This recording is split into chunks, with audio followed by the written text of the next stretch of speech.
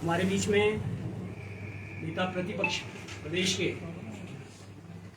आदरणीय जयराम ठाकुर जी, उनके साथ प्रदेश भारतीय जनता पार्टी के सम्मानीय अध्यक्ष डॉक्टर राजीव बिंदर जी हैं, उनके साथ प्रदेश की भारतीय जनता पार्टी की महामंत्री पायल वैद्य जी हैं और प्रदेश में महिला मोर्चा की हमारी प्रदेश अध्यक्षा डॉक्टर डेजी ठाकुर जी। आप सभी का अभिनंदन करते हुए मैं सीधा डॉक्टर साहब से निवेदन करूंगा कि आज के विषय में हम सबको संबोधित करें।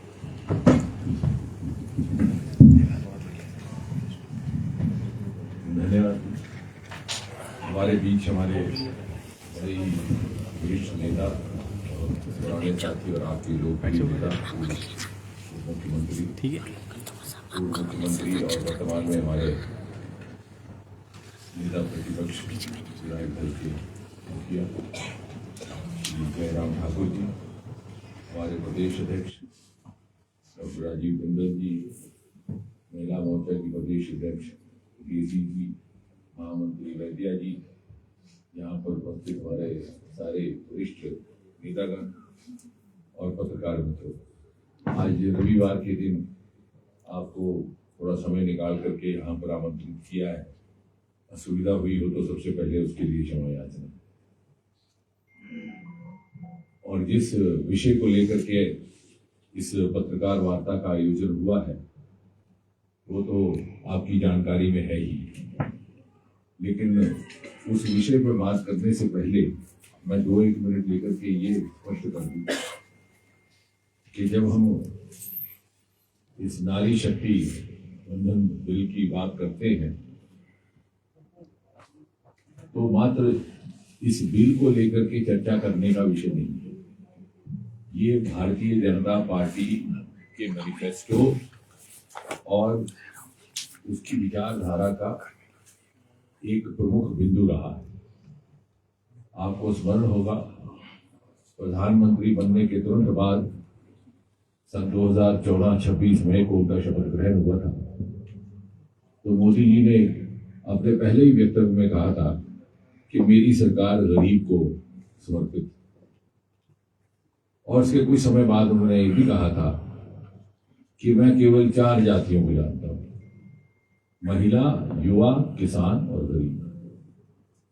अर्थात कहने का तात्पर्य ये कि महिला का उत्थान, महिला का विकास भारतीय जनता पार्टी, प्रधानमंत्री मोदी जी और मोदी जी सरकार की सर्वोच्च प्राथमिकता रही है।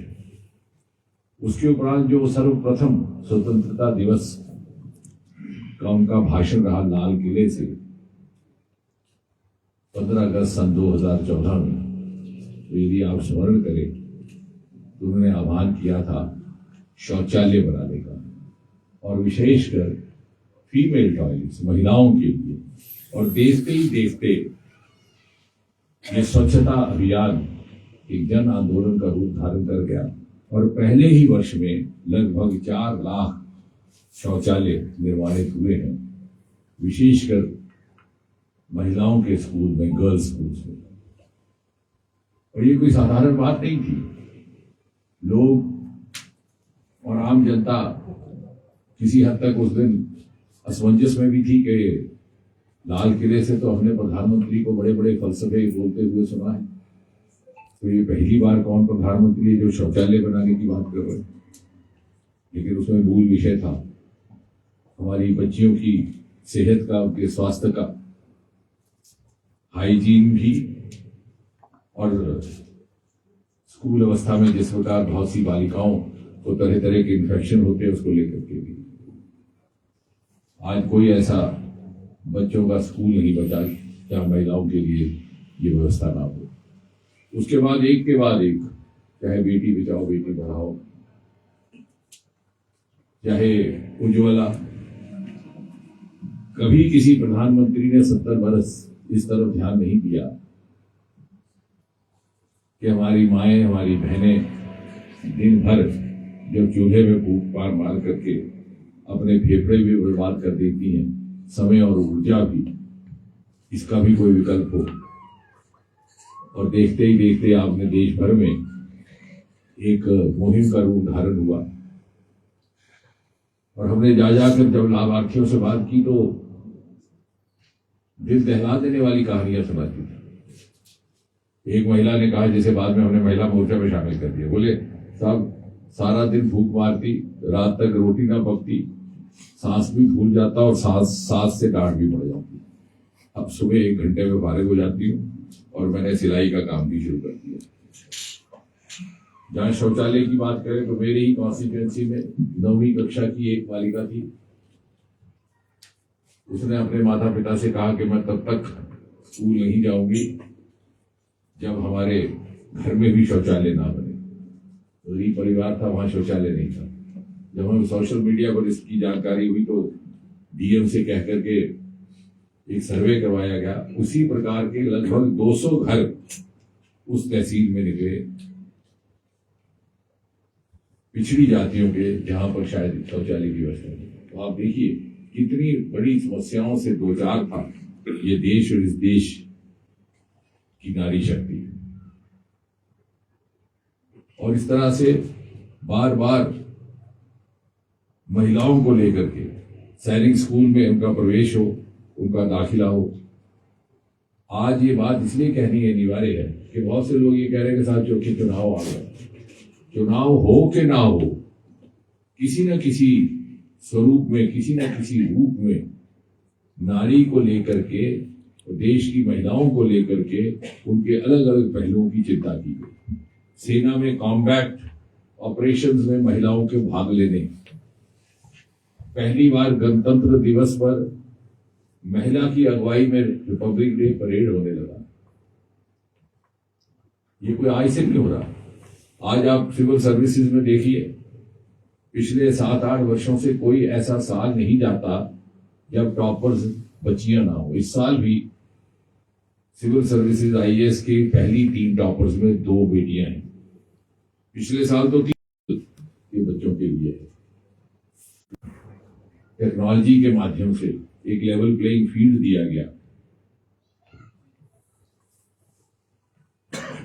बल्कि एक बार तो ऐसा हुआ, 2014 में भी एक बेटी टॉपर थी, उसका नाम शायद हीरा सहगल था। 2015 में दूसरी बेटी आई, उसका नाम टीना डाबी। और 2016 में एक मंगलौर की बेटी नंदिनी। ये दोनों पहले वाली जो थी ये उत्तर भारत की। फिर चौथे साल जाकर के एक लड़के को मौका मिला। यानी कितनी भारी मात्रा में नारी शक्ति इस देश में मौजूद थी। The woman potential which was waiting to be unlocked, which had not been provided the right opportunities, right outlets, वो अब होने लगा। ये कमाल पिछले 10 वर्षों में हुआ। चुनाव हो कि ना हो, चुनाव तो आते जाते रहते हैं, लेकिन अगर आप पूरे परिवेश में देखें, मोदी सरकार का पूरा रिकॉर्ड स्टडी करें, उसका अध्ययन करें, तो आपको ध्यान में आएगा। और ये इसलिए भी, और उससे हमारे देश की बच्चियों का ये एस्पिरेशन में भी सच हुआ, उनकी आकांक्षाएं भी जागी। आज हर तरफ देखिए, पत्रकारिता भी देख लीजिए, कहीं भी देख लीजिए। एक जमाने में मुझे कोई कह रहा था कल ही के साथ पूरे देश में गिन करके 2 डीएम महिलाएं होती थी, आज आधा पंजाब महिला डीएम से भरा गया। और आकांक्षा की बात करते हैं तो अभी 3 साल पहले श्रीनगर से एक बच्ची सोपुर, जो कि आतंक प्रभावित क्षेत्र था, 3-4 साल पहले की बात है, उसने आईआईटी में दाखिला आई थी। तो मैं ऐसे बच्चों को बुलाता हूँ उनसे सीखने के लिए। बेटी तुमने तो कमाल कर दिया, घर परिवार में उस तरह से सुविधा नहीं, आर्थिक व्यवस्था उस तरह की नहीं, ना कोई कोचिंग सेंटर। तो जानकर उसने क्या किया, देखिए the level of confidence for which the credit goes to prime minister Modi. वो छोटी सी बच्ची 12वीं कक्षा पास की, उसने अपने जेब से ये निकाला और मुझे कहती है कि uncle 8 months 12 hours IIT crack. मुझे फॉर्मूला पढ़ाती है कि 8 महीने सर में तेल डाल करके पढ़ाई करिए, 14 घंटे रोज IIT होगा। ये जो एस्पिरेशनल सर्ज आया, ये जो लेवल ऑफ कॉन्फिडेंस हमारे बच्चियों में आया है, ये सारा मोदी जी की देन, मोदी सरकार की देन। और इसलिए इसी तरह से पिछले ही साल पुंछ का जिला पत्रकारों ने ऑपरेशन सिंदूर में रोज उसकी रिपोर्टिंग की, सारा वारफेयर वहीं हुआ। एक सरहदी जिला है, उसमें छोटा सा एक डिग्री कॉलेज है। बीए पास करके एक बच्ची पहली अटेम्प्ट में 11th rank, all India 11th topper. यानी हमने अपनी महिला शक्ति का पूरा कभी उपयोग किया ही नहीं, कभी सदुपयोग किया ही नहीं।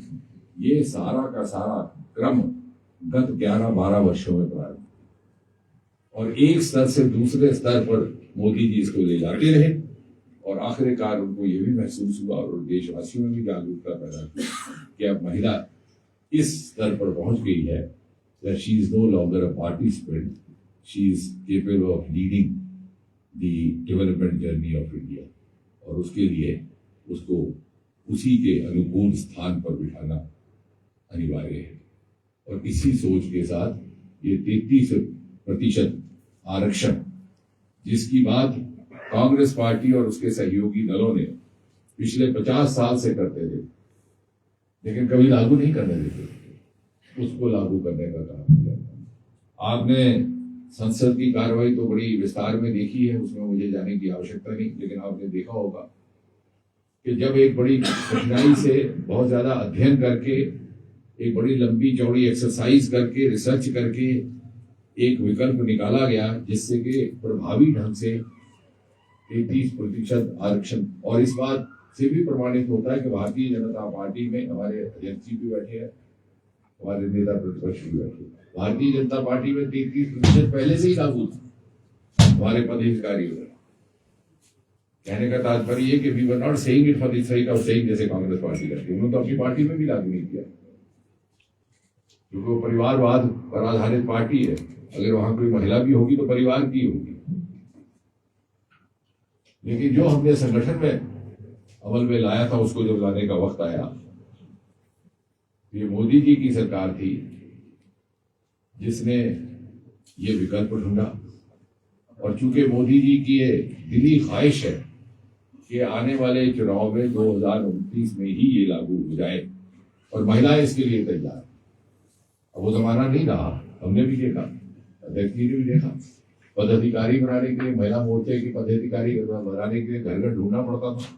पहले तो भारतीय जनता पार्टी में आने के लिए कोई तैयार ही नहीं था, खासतौर हमारे क्षेत्र में।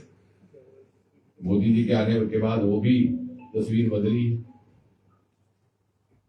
और इसलिए जब ये विकल्प सामने रखा गया कि हम 33% लाएंगे, और सभी दल मिलकर के सर्वसम्मति से in the spirit of the law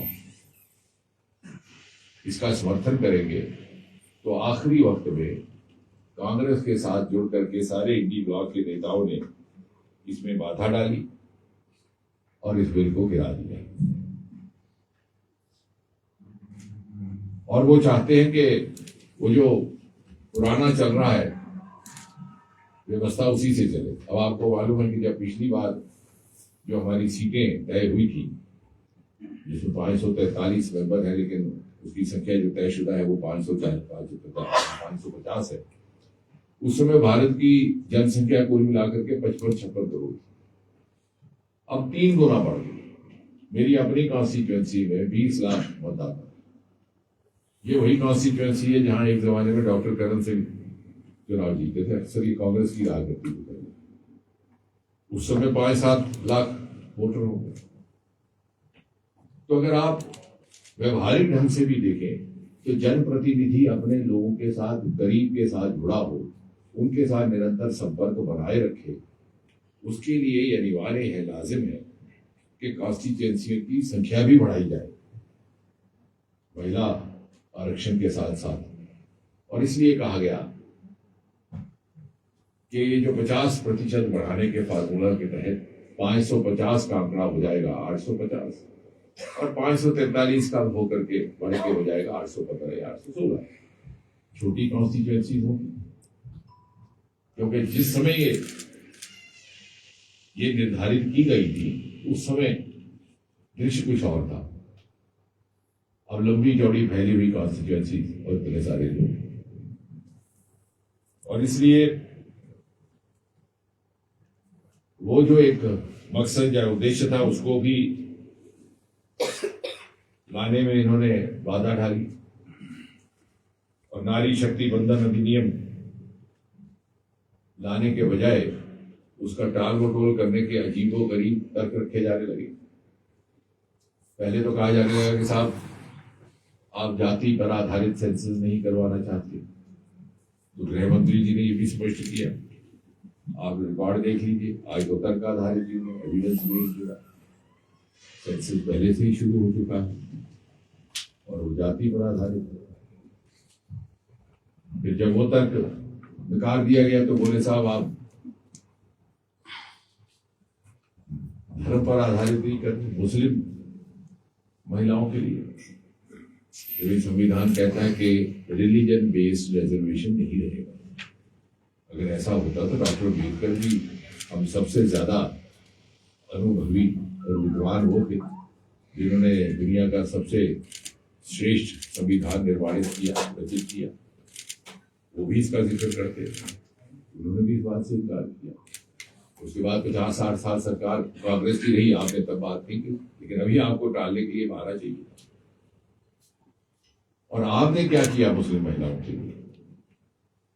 triple तलाक का बिल तो मोदी जी लाए, शाहबानों का केस आपने सबोटाज किया। यानी आप अपने परिवार की सत्ता बनाए रखने के लिए और परिवारवाद जारी रहे उसके लिए समय के समय पर परिस्थिति को देखकर उसकी अनुकूलता के साथ नए नए तर्क बना करके आएंगे और भूल रहे हैं कि आज ये युवाओं का देश है। 70% से अधिक आबादी 40 वर्ष से कम की है and they are the opinion makers. वो इस मनगढ़ंत तर्क या मनगढ़ंत आप जो बात रखेंगे उसके झांसे में आने वाले नहीं है, बल्कि इससे इनकार करेंगे। और इसलिए हमें विश्वास है कि देश की महिलाएं जिस तरह से वो आहत हुई हैं और मोदी जी ने स्वयं, आप सब ने कल सुना अपने टेलीविजन के टेलीकास्ट में जिस तरह की उन्होंने वेदना प्रकट की है, मन से उनको आहत पहुंची है। क्योंकि ये जो बिल लाया गया था ये केवल एक मात्र बिल ही नहीं था, ये भारतीय जनता पार्टी और मोदी जी की सोच और भारतीय जनता पार्टी के आदर्शों की आत्मा के साथ जुड़ा था।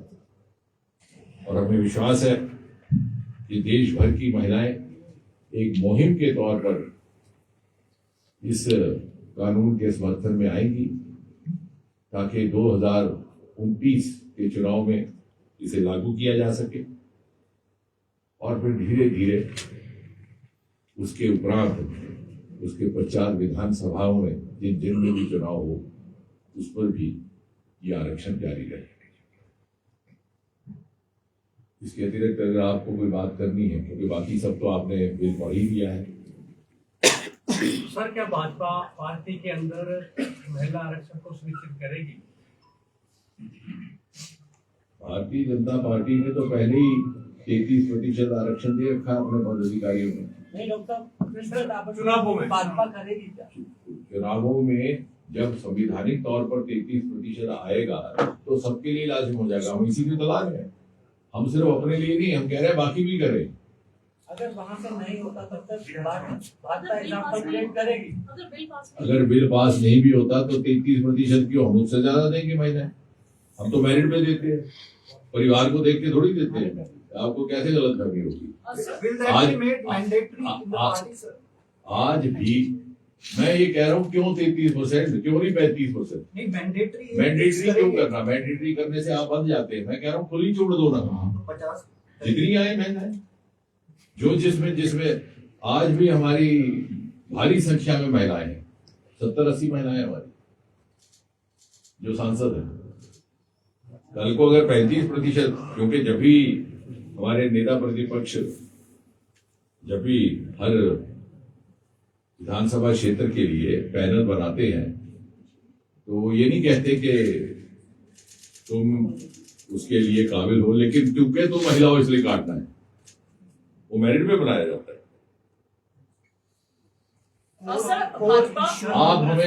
आप हमें हम यही कह रहे हैं कि आप महिला को क्यों आंकड़ों में बांध रहे हैं, आप लोग को नहीं छोड़ दीजिए। भाजपा की सबसे बड़ी पार्टी अपने आप को क्लेम करती है, क्या भाजपा को ये पता नहीं था कि बिल गिर जाएगा? ऐसे तो आप लोग सारी रिसर्च करते हैं, और जब 2 राज्यों में चुनाव है उस समय ही विशेष सत्र क्यों बुलाया गया? और दूसरा ये कि जब आप लोगों ने 2023 में ये बिल पास किया था तो आप लोगों ने कहा था कि नए तरीके से सेंसस को लिया जाएगा, डिलिमिटेशन भी उसी हिसाब से होगी, तो फिर अब ये साउथ के जो राज्य है वो कह रहे हैं कि हमारा प्रतिनिधित्व कहाँ है, ओबीसी रिजर्वेशन की बात हो रही है, राज्यसभा में जिस तरह आप लोगों ने उसके लिए निर्धारित नहीं किया है कि कितना रिजर्वेशन होगा, तो क्या इसका इम्पैक्ट होगा? क्या ये पॉलिटिकल स्टंट है? ये प्रश्न आप पूछने वाली कोई मेरे ख्याल 100 के बाद 100 लोग तो पूछ चुके हैं, और आपने क्या इसका उत्तर सुना अभी तक? इसमें सर एक्चुअली क्योंकि ये बार बार पूछा जा रहा है। इसकी पहली बात तो ये है कि हम रिसर्च करते हैं, चोरी नहीं करते। हम दूसरी पार्टियों के दफ्तरों में जाके ताक झांक नहीं करते कि वो क्या सलाह कर रहे हैं कि वोट कहाँ डालना है। भारतीय जनता पार्टी एक मयार की पार्टी है, एक मर्यादा की राजनीति करती है। हमने तो खुले मन से उनको अपील किया कि आप अपनी अंतरात्मा में झांकिए, अपने घर में अपनी गृहिणियों से पूछिए क्या ये फैसला सही है कि नहीं। हमने कहीं जाकर के वो ट्रांसमीटर नहीं लगाया है कांग्रेस के दफ्तर में सोचने को कि जो आप कह रहे हैं, लेकिन शायद यही हमारी गलती थी कि हमने ईमानदारी से ये विश्वास किया कि इस विषय में, और मोदी जी ने तभी इंटरवेंशन भी किया पहले दिन जब डिबेट का था, इस अपील को करने के लिए। उन्होंने कहा कि ये भी मत सोचिएगा कि इसका श्रेय, इसका क्रेडिट भारतीय जनता पार्टी को जा रहा है या प्रधानमंत्री मोदी को जा रहा है। मैं पहले से ही कह देता हूं इसका क्रेडिट आपको जाएगा, और मैं इश्तेहार छापने को तैयार हूं अखबारों में, पत्रिकाओं में कि इसका क्रेडिट कांग्रेस को जाता है, एनडीए को जाता है, मुझे नहीं जाता। इससे ज्यादा और ईमानदारी क्या हो? सर जिस तरह से प्राइम मिनिस्टर ने कल अपने नेशनल एड्रेस में क्लैरिफाई किया है, जिस तरह से प्राइम मिनिस्टर ने कल अपने नेशनल एड्रेस में क्लैरिफाई किया, what reaction we are getting from these political parties including Congress कि कोर इशू है women reservation, you wanted to divert into other way for the delimitation, जिसमें उन्होंने एग्जांपल क्या दे रहे हैं कि जो संख्या बढ़नी है प्रपोज, उसमें जो महिलाओं की संख्या दैट वुड गो अराउंड 180, और संख्या जो पुरुषों की बढ़ेगी that would increase by 200 plus. So फिर भी वही महिलाओं को आरक्षण नहीं मिल रहा, that is their logic. So how would you defend this? No, I think you should ask them, are they not linking delimitation with the reservation? The only point is they are asking you to wait for the ongoing census results to come out.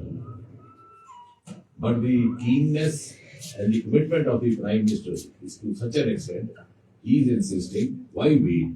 Why not go? Census तो वो भी कह रहे हैं, और census के बाद फिर डिलिमिटेशन होगा, और आपको मालूम है सेंसस में कितना लंबा एक प्रक्रिया, उसके बाद डिलिमिटेशन की कितनी लंबी प्रक्रिया।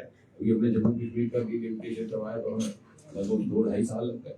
एक विधानसभा में जाना पड़ता है, 2-3 दिन वहाँ पर रुक करके, आवाज करके, वहाँ पर प्रवास करके सभी प्रतिनिधियों से बात करनी पड़ती है। तो इसलिए, और ये जो एक फॉर्मूला लाया गया जिसमें विन विन फॉर्मूला कि जो एग्जिस्टिंग सीट्स हैं उसी का 50% बढ़ाती है, ताकि किसी को नुकसान ना हो, किसी को ये गिला ना हो कि मैं मेरे साथ कोई भेद हो। हम तो मूव फॉरवर्ड कर ही रहे हैं, लेकिन जो हमारे रास्ते में बाधाएं खड़ी की जा रही हैं उनके साथ कैसे निपटना है, इस पर भी साथ साथ विचार करना पड़ेगा। क्या और विकल्प हो सकता है उस पर भी विचार किया जाएगा। लेकिन अभी जो हुआ है उससे हम सब आहत हैं, और उसी आहत को आपके साथ बांटने के लिए आए हैं। शायद आप भी आहत हुई हो, तो क्या पता आप उधर बैठे हुए यहाँ बैठी हो। सर 3 साल बाद इसको नोटिफाई क्यों किया गया? तो सीधा सा सवाल है, थोड़ा सा टेक्निकली भी बताएं। ये भी बार बार पूछा जा रहा है, ये भी गलती हुई, विश्वास कर लिया दूसरे लोग। इन्होंने ही कहा कि थोड़ा रुकिए, अभी सेंसस हो रहा है, तो हमने कहा चलिए, क्योंकि इनके साथ लेकर के ही चले थे उस समय भी इन्होंने। लेकिन जब ये एहसास हुआ कि 2026 का साल भी शुरू हो गया, थोड़े महीनों के बाद अब हम आधा साल गुजर जाएगा और फिर अगले चुनाव का समय आ जाएगा, तो शायद ये संभव ना हो पाए कि हम इस सेंसस के आधार पर डिनोमिनेशन कर पाए। तो तब एक बड़ा ईमानदाराना तरीके से ये विकल्प दिया गया कि हम पिछले सेंसस ले लेते हैं। जब उस पर भी आपत्ति हुई तो एक बड़ा जर्नल सा प्रॉब्लम लगे, यानी नियत भी थी और प्रतिबद्धता भी थी। अगर नियत ना होती तो तब भी ये हम विचार ना सामने रखते, और अगर प्रतिबद्धता ना होती तो हम भी कहते कि साहब ये भी कह रहे हैं कि ठीक है, स्टेटस को हमारे लिए ठीक है, तो हमें भी क्या दिक्कत है।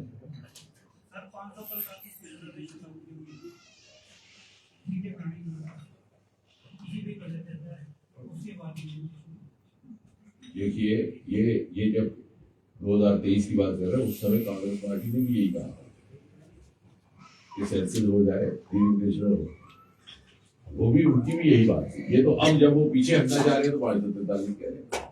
जितेंद्र जी, आपने के मसले पे कहा कि हम महिलाओं को 33% पे क्यों मान रहे हैं, क्यों ना 50% किया जाए। आपने ये भी कहा कि कांग्रेस में जो महिलाएं हैं मैंने 33% कहा है, लेकिन जो मेरिट के आधार पर हमारी पार्टी टिकट देती है, वो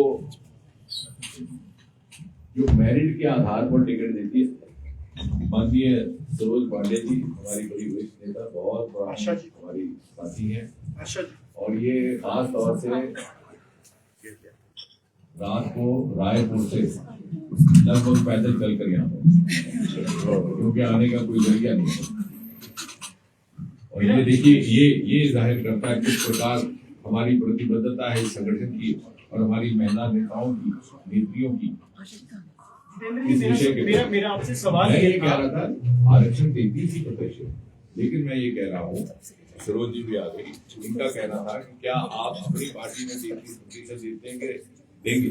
मैंने कहा हमारी पार्टी में मेरिट के आधार पर टिकट दी जाता है, 33 के बजाय 35 भी हो सकता है, जहाँ हमें महिला मिलेगी। हम कोई परिवार की महिला को तो देते नहीं है। मेरा जितेंद्र जी सवाल यही था कि उस मेरिट में बीएस रमा देवी के अलावा कोई महिला क्या कभी फॉल ही नहीं करी जो प्रदेश अध्यक्ष ना बन पाई इतनी बड़ी पार्टी में। ऐसा नहीं है, ये आपको लग रहा है। जहाँ जहाँ भी, क्योंकि सूची वो दिखती नहीं है ना, आपकी मेरिट में वो महिला दिखती नहीं है बीएस रमा देवी के अलावा कि जिसको आपने कभी प्रदेश अध्यक्ष कहीं का बनाया हो। ऐसा नहीं है। महिलाएं, ये पिछले 12 सालों में ही महिलाओं की भूमिका बढ़ी है, ये भी आप सोचिए। पहले तो बिल्कुल ही नहीं दिखती थी, रमा देवी भी नहीं थी। पार्टी चलाने की स्वतंत्रता क्यों नहीं मिल पा रही है? बिल्कुल है, बिल्कुल है, ऐसा कुछ नहीं हुआ। लेकिन क्या हुआ कि गत 12 वर्षों में ही ये सिलसिला थी। इससे पहले तो महिलाओं की भागीदारी राजनीति में लगभग थी ही नहीं। हाँ, जैसे मैंने पहले भी कह चुका, और मैडम भी कह रही है कि पहला राजनीतिक दल है जिसने 33% आरक्षण दिया है, संगठन में दिया। लेकिन दूसरी पार्टी ने हमें देखकर भी नहीं दिया। 2023 का फिर से कांग्रेस इंट्रोड्यूस करने को बोल रहे हैं, तो क्या बीजेपी इसको दोबारा से इंट्रोड्यूस करेगी या कुछ और संशोधन या कुछ अलग तरीके से इसका सब ढूंढा जाएगा? देखिए, ऐसा है कि हमें विश्वास कैसे करने का, जो कहते हैं जब हम उस पर अमल करते हैं तो आगे बढ़ने से इनकार कर देते हैं। इस बार भी तो हमने सोचा था कि वो सर्वसम्मति से इस बिल को पारित करवाएंगे, उसमें मदद करेंगे। ना उन्होंने अपनी अंतरात्मा की बात सुनी, ना उन्होंने अपने घर में रहने वाली गृहिणी और बेटियों की बात सुनी, ना समाज की महिलाओं की बात सुनी। तो जिनका रिकॉर्ड इस तरह का है, जो अपने घर के ना हो सके, उन पर हम कैसे विश्वास करें? हमारे बीच में हमारी पार्टी की राष्ट्रीय उपाध्यक्षा और लंबे समय तक संगठन में काम करने वाली नेत्री आदरणीय सरोज पांडे जी हैं, और इन्हीं के साथ चंडीगढ़ की हमारी मेयर आशा जी हैं, हम इनका भी हार्दिक स्वागत करते हैं, अभिनंदन करते हैं कि आप जाने।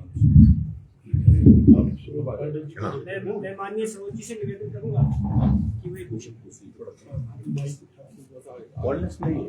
मेरा ख्याल है मेरी आवाज इतनी है कि सबको सुनाई पड़ रहा होगा, तो माइक की उतनी जरूरत नहीं है। थोड़ा आवाज बुलंद करने की भी जरूरत है, क्योंकि हम लोगों की आवाज इतने बुलंद होने के बाद भी लोग सुन नहीं रहे।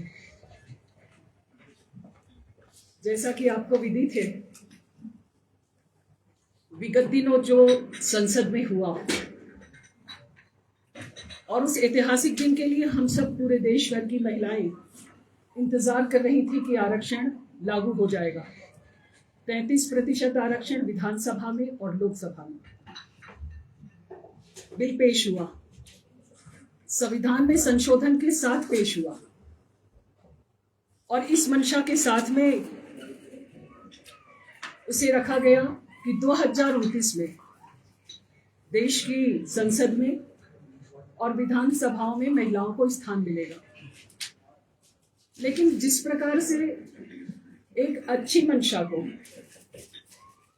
विपक्ष ने धराशायी करने का काम किया और उस बिल के गिरने के बाद जैसा उनका व्यवहार सदन के अंदर में था, वो हम सब महिलाओं को अंदर तक आहत करता है। ताली पीटना, खुशी मनाना, और ये 4 दशकों से ज्यादा समय हो गया। हम 4 दशक से ज्यादा समय से इंतजार कर रहे हैं। भारतीय जनता पार्टी वो पहला राजनीतिक दल है जिसने 33% आरक्षण अपने संगठन में देके महिलाओं को आगे बढ़ाने का प्रयास किया। हमने शुरुआत करी, लेकिन अभी तक महिलाओं को केवल वोटर के तौर पर इस्तेमाल किया जाता है। वोट की राजनीति के लिए महिलाओं का उपयोग होता है। कौन सी जगह से ज्यादा और किस मुद्दे पे महिलाएं हमको वोट करेंगी। प्रियंका गांधी जी, जिस प्रकार से मैंने उनको सदन में सुना था कि उन्होंने कहा कि लड़की हूं, लड़ सकती हूं, हम ये प्रश्न उनको जरूर पूछना चाहते हैं कि वो लड़की बाकी बहनों की लड़ाई क्यों नहीं लड़ी, उन्होंने इस लड़ाई को क्यों छोड़ दिया। ये प्रश्न चिन्ह आज हम सब बराबर इसको खड़ा करना चाहते हैं। और कब तक, आखिर कब तक ये भेंट अब चढ़ते रहेंगे। महिलाएं आज नेतृत्व करता है। पूरे विश्व में सबसे ज्यादा पायलट भारत में है। पहले और अब की स्थितियां बदली है। महिलाएं नीति निर्माता बनी, केवल लाभार्थी के तौर पर, वोटर के तौर पर उनको न देखा जाए। भारतीय जनता पार्टी ने इस बहुत साफ स्पष्ट मंशा के साथ में बिल को पेश किया और जिस प्रकार की परिस्थितियां 2014 से अगर आप देखेंगे तो प्रधानमंत्री जी ने एक एक करके योजनाओं को आगे बढ़ाने का प्रयास किया जो महिलाओं के हित का था। प्रधानमंत्री आवास योजना, उस पर अगर मालिक के उस पे नाम लिखा जाएगा, उस मकान के मालिक का नाम होगा तो महिला का नाम होगा। एक ये सम्मान है, बेटी बचाओ बेटी पढ़ाओ। ये बहुत छोटा स्लोगन लेकिन बहुत दूर तक असर करने वाला था। ऐसे बहुत से राज्य थे जहां बेटी का पैदा होना अभिशाप था। लोग बेटी पैदा होने के साथ साथ इतने बड़े दूध के बर्तन में उस बिटिया की विदाई की तैयारी कर देते थे। और उससे आगे बढ़ के लोगों ने अगर पेट में ही कन्या भ्रूण हत्या की स्थितियां इतनी ज्यादा हो गई कि अनुपात बिगड़ गया। प्रधानमंत्री जी ने शुरुआत करी कन्या बेटी बचाओ बेटी पढ़ाओ को और इसका सकारात्मक पहल है कि आज बेटियां पुरुषों के बराबर हैं। ये अनुपात ठीक हुआ। ये बहुत घातक परिणाम देता। उज्ज्वला योजना, गैस बहनों को मिले और उन्हें 40 की उम्र में 70 साल की बीमारियां ना लग जाएं। होता ये था कि वो जब चूल्हे फूकने की शुरुआत करती थी, जब 40 की उम्र में उस बहन इतना धुआं वो सक कर लेती थी कि उस बहन को 70 साल में जो बीमारियां होनी चाहिए थी उसके लंग्स काम करना बंद कर देते थे और उस बहन को कोई भी सुविधा नहीं मिलती थी। गरीबी के कारण उसका इलाज नहीं हो पाता था। प्रधानमंत्री जी ने कहा कि जो गरीब हैं उनका भारत आयुष्मान योजना में इलाज होना चाहिए। ये सब चीजें प्रधानमंत्री जी ने 2014 से शुरुआत करी। इसके पहले भी इन सब पर बात हो सकती थी, लेकिन ये योजनाओं पर किसी ने ध्यान नहीं दिया। और सबसे बड़ी बात, बहुत छोटी बात थी लेकिन मैं संकोच के साथ कहती हूँ, शौचालय की बात। जब हम कभी यूपी वगैरह के गांव की तरफ जाते थे तो वहाँ पर महिलाएं शाम होने का इंतजार करती थी, वो बाहर नहीं जाती थी, एक अमानवीय यंत्रणा से गुजरती थी। शौचालय सब घर पर बने और जरूर बने, इसके लिए प्रधानमंत्री जी ने शुरुआत करी। कांग्रेस के नेता ने उपहास उड़ाया, उन्होंने कहा कि प्रधानमंत्री को शौचालय बनाने के लिए बनाया है। इतनी छोटी सी बात थी लेकिन मन को पीड़ा पहुंचाने वाली बात थी। मैं इसलिए इस बातों का जिक्र कर रही हूँ कि 2014 से देश के प्रधानमंत्री नरेंद्र मोदी जी ने आम जनता की भावनाओं के अनुरूप जिस प्रकार के निर्णय किए हैं, ये सब निर्णय मन को छूने वाले थे और बहनें उन पर बहुत विश्वास कर रही हैं और इसलिए 2029 में ये बिल लागू होगा, हम सबका विश्वास था। आने वाले समय में ये बिल लागू होगा, ऐसा हमारे प्रधानमंत्री जी ने कहा है, तो हम मानते हैं कि मोदी है तो मुमकिन है और ये जरूर होगा और आने वाले समय में बहनों को आरक्षण मिले। लेकिन जब इतिहास लिखा जाएगा तो ये भी तय होगा कि जब महिलाओं का साथ देने का विषय था तो कौन लोग महिलाओं के साथ खड़े थे और कौन महिलाओं के रास्ते में रोड़ा बन के खड़े थे। ये बात भी विपक्षी दलों को समय के साथ में जवाब देना होगा। केवल भय की बात है, महिलाओं का ज़्यादा आना विपक्षी दल को भय लगता है, उनको लगता है कि ये श्रेय की राजनीति है और हमारा मानना है कि श्रेय की राजनीति के कारण विपक्षी दल ने इस बिल को गिरा दिया, हम महिलाओं के साथ में विश्वासघात किया। मेरा विषय यहाँ समाप्त होता है, कोई अगर आपके प्रश्न होंगे। आप भारतीय जनता पार्टी की महिलाओं को रिप्रेजेंट करती हैं, जिस तरह से विपक्ष ने कहा, एज यू सेड कि वो ऑलरेडी एक्सपोज हो गए, क्या आप समर्थन करेंगी इसको 2023 के फॉर्मेट में ही विदाउट डिलिमिटेशन करवाएगा, तो फिर से इंट्रोड्यूस करा के एज यू सेड 2029 में इसको इम्प्लीमेंट कर दिया? देखिए, बहुत सारी चीजें संविधान में संशोधन इसीलिए लाया गया और उसको जिस फॉर्मेट में करना है सरकार उस पर बहुत सोच विचार कर ही आगे बढ़ी। 54 करोड़ की पॉपुलेशन अगर 140 करोड़ पर होती है तो परिसीमन आवश्यक है। कुछ चीजें बेहद जरूरी हैं, उन बेहद जरूरी चीजों को करना है। जिस फॉर्मेट में किया जा सकता है प्रधानमंत्री जी इसको उस फॉर्मेट में जरूर लाएंगे, लेकिन मैं अगर कहूँ कि आज इसको इसी फॉर्मेट में कर दिया जाएगा तो मेरा मानना स्पष्ट और साफ है कि कुछ चीजें संविधान के दायरे में ही होंगी।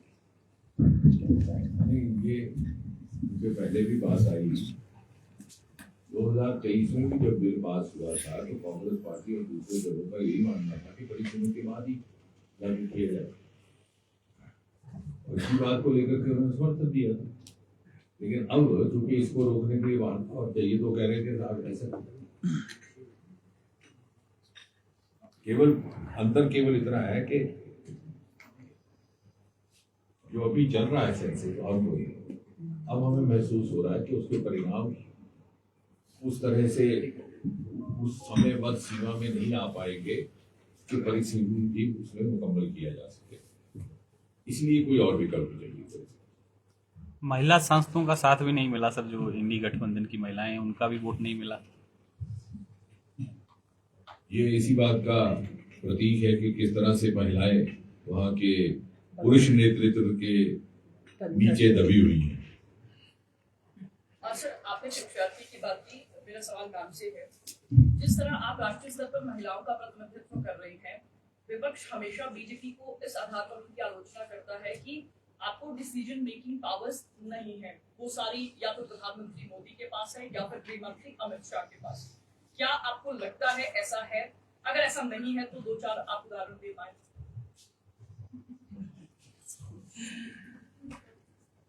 नहीं, ऐसा बिल्कुल नहीं है।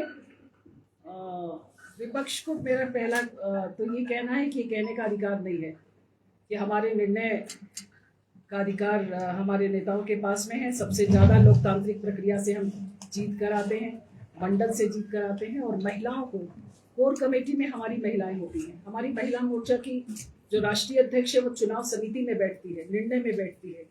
देश भर की महिलाओं के साथ में उनकी बातचीत होती है, तो जो चुनाव के निर्णय होते हैं उसमें वो उनका मजबूती के साथ में वकालत करती हैं। निर्णय हमारे यहाँ पर एक पूरी कोर कमेटी बैठती है, वो करती है, ना कि किसी के हाथ में है।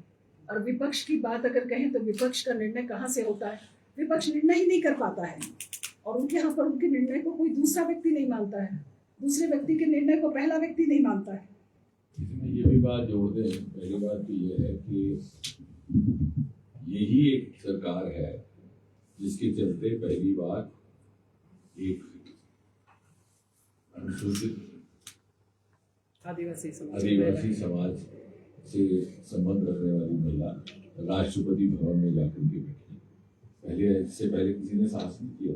और दूसरी बात ये है कि आप ये जो प्रश्न पूछने के लिए इस मानसिकता से प्रेरित है जिस मानसिकता ने गत 50-60 वर्ष रसोई घर में होते हुए फैसले किए या डाइनिंग टेबल पर, मैं आ रहा हूँ उसी पे, डाइनिंग टेबल पर जहाँ माँ और बेटा बैठ करके फैसले कर लेते हैं। तो आपको ये लग रहा है, आपको किसी ने ये कह दिया कि यहाँ सामूहिक फैसले नहीं होते। भारतीय जनता पार्टी जिस प्रकार से लोकतांत्रिक मूल्यों का पालन बाहर करती है उसी तरह संगठन के भीतर भी करती है। आप सभी का बहुत बहुत धन्यवाद।